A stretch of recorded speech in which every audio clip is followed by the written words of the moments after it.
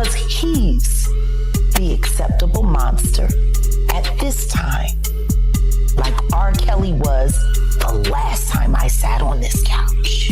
Jay-Z is setting Diddy up. People even calling me, asking me about him, you know, and I don't know him from a can of paint. He even mentioned my name, saying that I know what I know. I don't know what he knows, but I do know this. Something shocking just happened, leaving everyone stunned.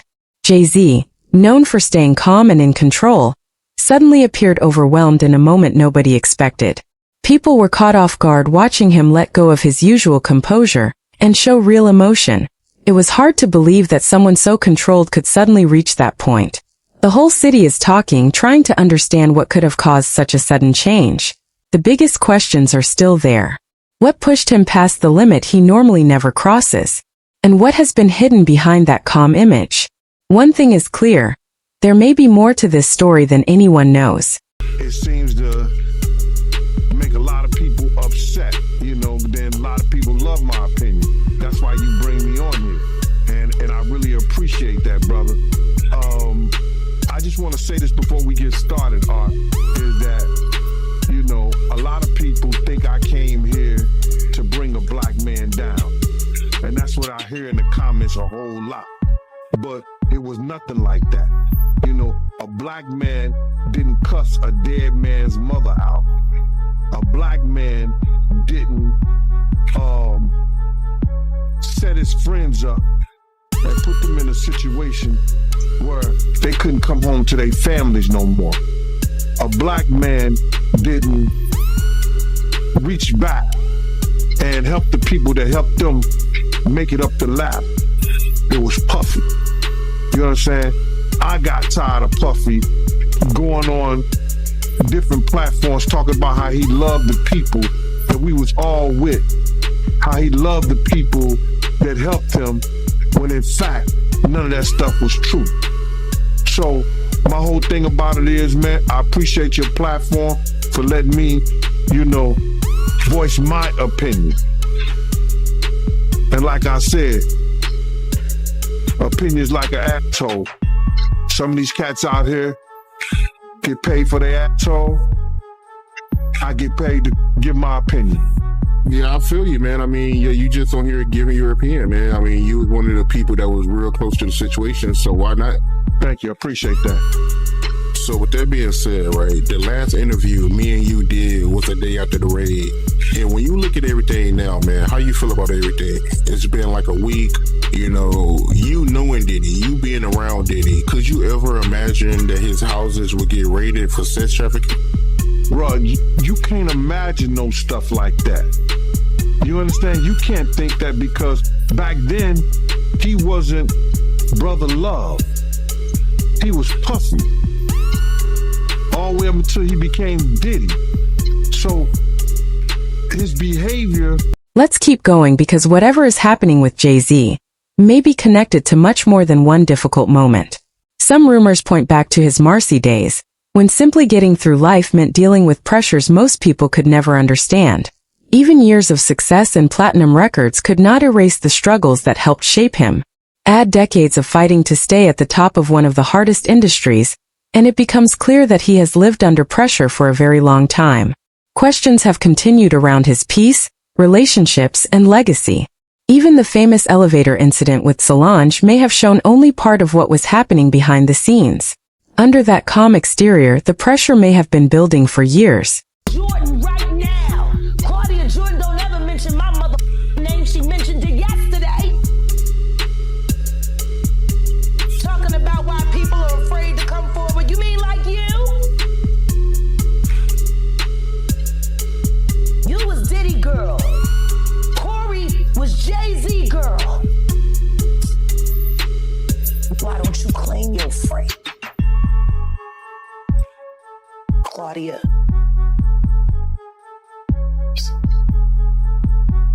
So Jack, wouldn't you say When I say Corey, I'm talking about Kathy White. Oh yeah, that's what I was about to ask. Jay-Z's pregnant mistress, who died of an imaginary fucking aneurysm. Just like the woman who was best friends with Kim and Kimura, who wrote the book Bling and died as soon as it made the bestsellers list. Who the fuck was these people supposed to go to? You can't go to the boss because the boss is fucking you. And the boss's boss don't get no fuck. Can't go to the authorities. They're all bought and paid for.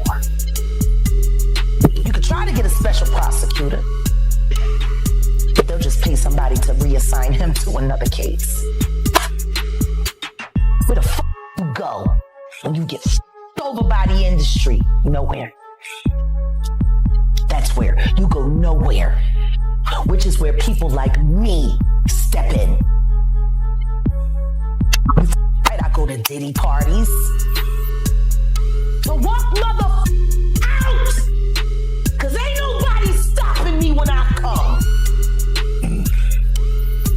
So let me ask you, because I look at Gabriel Union, and when you mention things like Jay-Z's time is coming for him, then I look at Beyonce, and I say that women do have that country album, and any of you that buy that shit stupid as shit. You don't give it trap music with God. Now let's talk about Queen Bey herself. Being married to one of music's biggest names may look like a dream, but that level of fame also brings enormous pressure. Beyoncé's life combines major success with constant demands involving fame, family, and a global business empire, leaving very little room for mistakes. With 3 children and non-stop attention from the public, there is hardly any time to slow down. The industry expects people at the top to keep going no matter what they are facing. But even the biggest stars have limits. Maybe what we saw was not a complete breakdown, but a man finally feeling the weight of his success, his history, and everything he has been trying to carry for so long.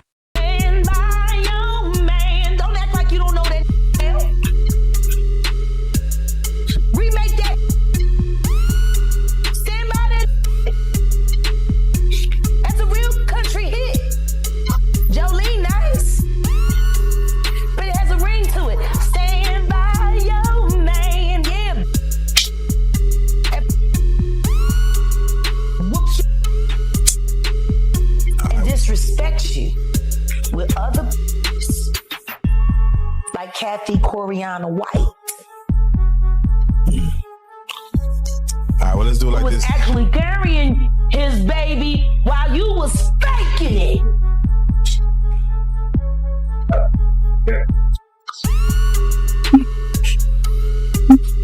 Why your husband don't want to put his seed inside of you? He put it in everybody else. Wild in this world, yo. It's funny, you open up Beyonce's internet, it just gets weird. Beyonce's internet. That's what we're calling that it. That belongs to the devil. Unless you calling that the devil, she ain't nothing but an employee. Oh. Half of which dumbass bitch. So, it's funny that it's crazy you say these things. I know nobody want to accept that bitch bitch. I think she went and killed the girl cats.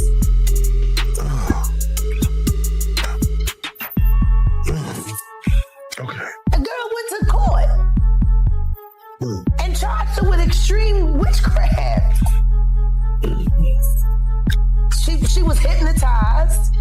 She was drugged. Beyonce came and she was in there eating on her and shit while she was asleep. Snacking on his bitch, killing people cats. And guess what? They wouldn't give her the restraining order. They just told her to stay away from Beyonce and work for somebody else. Guess what? She's having a hard time finding work too. Which is interesting because she's a brilliant musician and she was trained at the esteemed Berklee College of Music. Handpicked by my very good friend, Terry Lynn Carrington, Dr. Terry Lynn Carrington, who put together Beyonce's entire female band, which was Matthew Knowles' idea because he couldn't get Beyonce to stop people. And maybe this moment was exactly the wake-up call Jay-Z needed. Sometimes a difficult moment can force someone to stop, rethink everything, and come back stronger. Behind those famous shades is a person with years of pressure, struggles, and experiences the public may never fully know. What we are seeing may not be the end of a legend, but the start of a major change. This could be a turning point rather than a collapse. A new chapter may already be taking shape, and the world will be watching closely to see what happens next. Who the fuck goes to their childhood house for a visit and the shit goes up in flames? That was very weird. The next day, within the week? No, the next day. The next day. And still, no real investigation on how the house just went up in flames. I guess they paid y'all off. Like they paid y'all off for that Astro World. So, let me ask you. Texas politics. Yeah, Texas politics, man. It's that right there. We're gonna talk about the episode, but for right now, I just got to get your take on when we see a Killer Mike win 3 Grammys and get arrested immediately after because Jay-Z paid somebody just so he couldn't have a good night. You Sean. Hey, man. Weirdo. Don't give no what you got in your head, that neural link. You'll never outthink me. Ever. All I do is frustrate you and AI. You can't quantify me. You can't even control your wife. You gonna handle a like me. You can't even control that goofy bitch. You should have did a better job. Maybe she wouldn't have had to lose her mind on Kathy. Cause you ain't protecting you. You wouldn't believe the chaos that followed when Jay-Z's moment went viral. The internet reacted almost immediately, with one clip spreading across social media and becoming impossible to escape. People everywhere started talking about what they had seen. Celebrities also showed support, with names like Diddy, Rihanna, and others joining the conversation. Twitter was filled with reactions, Instagram was packed with comments, and TikTok kept the discussion going. Some fans were shocked, others became emotional, while critics quickly suggested it was simply a publicity move. Planned or not, one thing was obvious. Nobody could stop watching or talking about it. Wow. I'ma tell everybody about Big L, Sean. Big L? I would just rather do it on the stand, Sean. Please sue me. I want to go to court. And I want to talk about Big L on the stand. Wow. What's your thoughts about Dame Dash? Dame Dash got fucked over by somebody who was supposed to be his friend. So this Big L is associated. Big L is the one that put Jay-Z on.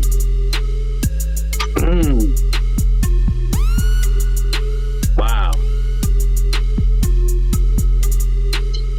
Jay-Z was the last person to see Big L alive. Wait, so this Big L person is not living on this earth no more? He's been dead for years. His death made it possible for reasonable doubt to live. Whoa. You would expect Jay-Z's team to quickly step in, control the situation, release a statement and calm everyone down. But when they finally responded, it was the familiar polished language about privacy and personal matters. The public, however, wanted something more direct. Meanwhile, reactions across the music industry continued growing. Even Kanye showed his support and respect. For a moment, it felt like hip-hop had stopped to stand behind one of its biggest names. Jay-Z has always been viewed as someone who stays above the noise and rarely shows weakness. Seeing him display real emotion was therefore difficult for many people to process. Some believe the moment made him more relatable by showing that even major stars carry serious pressure. Others wonder if it could change the tough image that helped define his career. Either way, people may never view him exactly the same again. More more educated because of the talk shows with Oprah that we went through, and Dr. Phil and stuff like that, even Ricky Lake and all of that. We realized that it wasn't so cool messing with the underage young ladies. I never had an attraction for someone young. I always looked and had an attraction for older women, so I probably didn't have that problem. But then everybody that I fucked with did. Everybody. All of them. No names mentioned yet. But I'm going to expose somebody that we all forget about. Y'all see this picture of Jay-Z with Aaliyah when she was underage? Yeah, I forgot about Jay, huh? We only know about Damon Dash messing with Aaliyah and R. Kelly. But that ain't the only one that Jay had when she was underage. Y'all remember Fox Brown and Jay? Ain't no woman like the one I got. No one could love you better. Before that song came out, we used to hear it. I used to tell shit. I was like, ooh, that shit. Him and Mystical, those were two songs that were hot. That it took like a year before it got, well, I'll say to the West Coast. I don't know if they were beating it up on the East Coast. But on the West Coast, it took like a year before those songs came out. And then Nelly's song with the Link St. Louis ticks. But I'm just saying all that to say, Foxy was young then as well. And so, all of these guys and the underage young ladies was running rapid in the 90s. And so, that's all I remember. That's all I think about, you know, with the DeBarge and Janet Jackson situation. Hey, that's all I think about, and I can remember about Aaliyah. Aaliyah was my wife's favorite artist. She loved the hell out of Aaliyah. It was a tragic how she died. You know, trying to rush back to get to Damon Dash on the plane. You know, and what happened is the Bahamians let her fly out, and their plane was overloaded or full. That's the one thing that I didn't like about when I traveled to our black countries like the Bahamas and Jamaica and all of them. The officials there, we used to have to bribe them $100 to make the rules fast, to let us in with the dogs that we didn't have properly cleaned, or you know, to not search our bags or whatever, or to sneak away with a whole bunch of cigars and stuff like that. But in Mexico, one thing about the motherfucking Mexican authorities, that number used to be 5 G's, 5,000 and stuff like that. And I used to laugh. I was like, damn, black folks is easily bribable. They so cheap. They don't understand the value that they be having. But yeah, that's all I got on Aaliyah, really. It's a talent. That's another person that life was taken too soon. That was a talent. Wonder where she would be now. Her. We are living in a time when people value honesty more than ever. Maybe Jay-Z's moment was exactly the reality check many people did not know they needed. He has spent decades dealing with pressure, controversy, competition, and the constant need to reinvent himself. But this moment feels different because it appeared open and unguarded. It could become one of the most surprising moments of his career, while also marking the start of something stronger. The story is clearly not finished. Fans are waiting. The streets are talking, and more questions continue to appear. Will Jay-Z explain what really happened? Will Beyoncé speak about it? And with rumors already pointing toward a major project being developed privately, the next chapter could completely change how the story is understood. Almost as if Michael Bivins was like having like PTSD from New Edition, being a child star, and said, I'm gonna find some real talented guys, and I'm gonna fuck them over worse than we did, so we can say it happened to somebody else. That's PTSD for you. Like, we gonna make them relive it. God damn. Why would you do that to another artist? Yeah. Why would you sit there and say, man, we had the #1 record and we were still on food stamps, and then force your group to do that? Hey, man. Why would you do that? To be your own people. You want to know how fucked off it was for Big Mike at the end of his run before he had to leave Boyz II Men? Oh, yeah. Yeah, please. Let me tell you how bad his finances had gotten after his wife ran through what lump sum of money they had on that god-awful soul food restaurant that lacked soul and promptness. 6 hours to get a turkey wing platter. 6 hours. We used to call it opening to get it in time for dinner. Get your order in as soon as they open if you want to have it by 6. That was a joke around Voorhees. Jeez. Jill bought their house.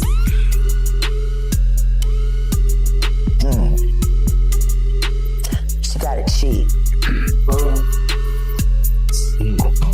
It would have been a $750,000 home back then, but they were forced to knock $250 off the top because of the structural damage. Apparently, they weren't able to take care of that home. It was riddled with termites. Said the only thing holding up was the paint. They needed the money, so Jill squeezed. And they sold that house for very much more than $400,000 less what it was worth. And they broke even.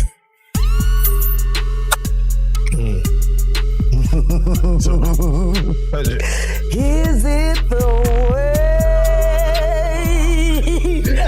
you hate me, baby? That was my cousin Alma that sang that. Oh. Yeah. Oh. The apple don't fall far. Oh, you don't want to diss me. Apple don't fall far. You don't want to diss me. Yeah. I know you. Bitch. Wait a second. Did you hear what I just said? Michael Bivins fucked over Boyz II Men, and when Big Mike got sick, apparently there wasn't enough money available to help them through their hard times. That's how it goes. They didn't even promote that soul food restaurant.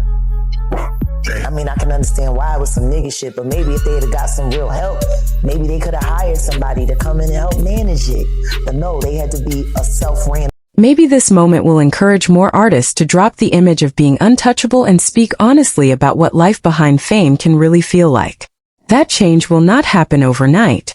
For years, the older generation has treated vulnerability as a weakness.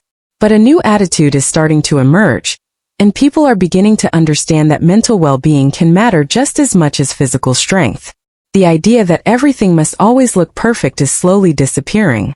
If Jay-Z showing vulnerability publicly encourages people to stop, listen, and rethink the pressure placed on artists, then this moment could become the wake-up call hip-hop has needed for a long time. Scott, who was also an artist and knew how bad that family was struggling and took that as an opportunity to get a very, very large-scale home in a lovely, lovely white Jewish neighborhood for cheap.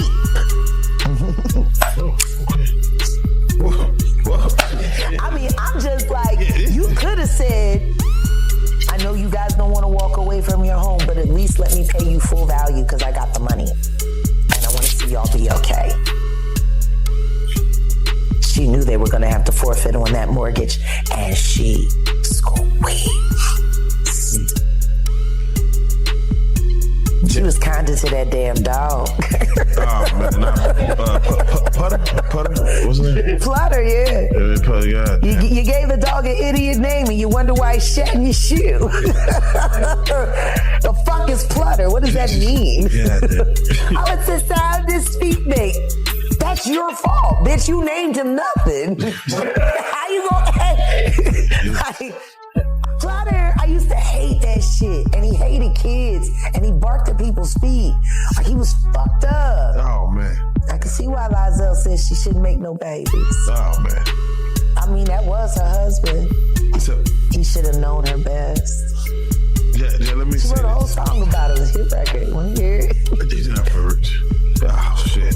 turn on a black radio station on Sunday where they sell bullshit all the time. Jack, I want to ask, Nothing progressive. I have to say, most people that watch our interviews or your interviews as of late, the main question that comes up is, how does she know? Was she there? So I want to do it like this. I'm gonna name some names. Sure. And I want to know, were you around them? Sure. I would like to start for what everybody knows is Jay-Z. What about him? Okay. Both of them were with Mr. Carter. Ask me what you want to know and I'll answer what I can. Let's just start with the base level. Business, personal. Both. Both. And spiritual. And spiritual. Okay. We believe in the same power. We don't believe in appropriating it the same way. Can I ask you this? For you, did you find joy in the business or pleasure? And when you answer that, I'm gonna flip it on him. Do you feel he found joy in the business or pleasure part of that?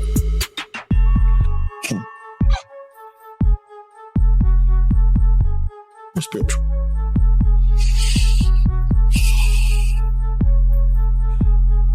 He is the most shameful thing I've ever done. There is nothing that I experienced with that person that has not inspired shame except for Unplugged. That was the purest moment. For me, it was all done in love for music, love for all that was there, love for the culture. I hate the fact that we did it all for a culture vulture.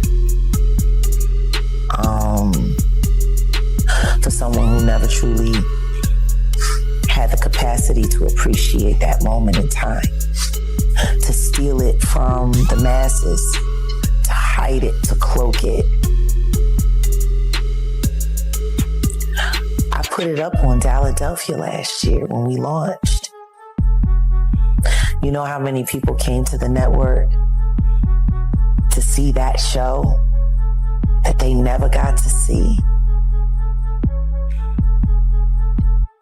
You know what's great about this year? I still got the footage. There you go. And in 1 week, Jay-Z Unplugged, the actual whole concert, from beginning to end, will be viewed and able to be viewed on realjack.com. Come and see the history. Come and see the power of that moment, the amazing things that we did with our bodies and our minds and our spirits. There was not one person in that room that was not elevated that. You know what makes this year even more unbelievable? I still have the footage. Every moment, every note, and every burst of energy was recorded. That's right, the complete Jay-Z Unplugged experience. The full concert from start to finish is coming next week on realjack.com. This is more than just another performance. It captures a moment that people can truly experience again. You can relive the energy of that night, the creativity, the atmosphere, and the way everyone in the room came together. What was created through our minds, voices, and spirit became something unforgettable. It was such a powerful experience that nobody walked away the